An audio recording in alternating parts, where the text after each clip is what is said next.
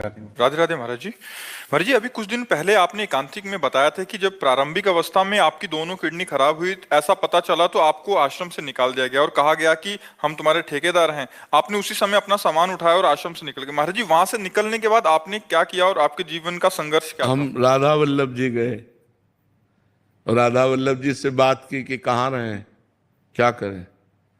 2 घंटा बैठे रहे, क्योंकि हमें विश्वास है कि हमारा बचपन से भगवान के मार्ग में रहना, तो हमने कदम कदम पे भगवान की लीला देखी है, उनकी कृपा देखी है, तो हमें विश्वास है कुछ न कुछ होगा। अगर उन्होंने निकाला है तो किसी न किसी रूप में वो हमारी व्यवस्था करेंगे। अब वृंदावन में हमारा किसी से परिचय नहीं था।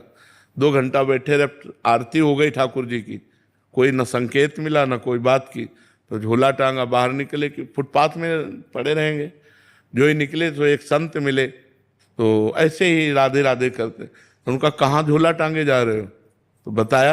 अरे बोले चलो ना हमारे पास एक कमरा एक्स्ट्रा है। तो काली दह में उन्होंने कमरे में रखा। फिर कुछ दिन हुए तो गोस्वामी जी मिले जो राधा वल्लभ जी के हैं, तो उन्होंने कहा कि बाबा आजकल कहाँ रहते हो। तो हमने कहा पाठक बाबा अपने कमरे, आ जाओ ना हितधाम, कुटिया खाली है। बस हितधाम आ गए।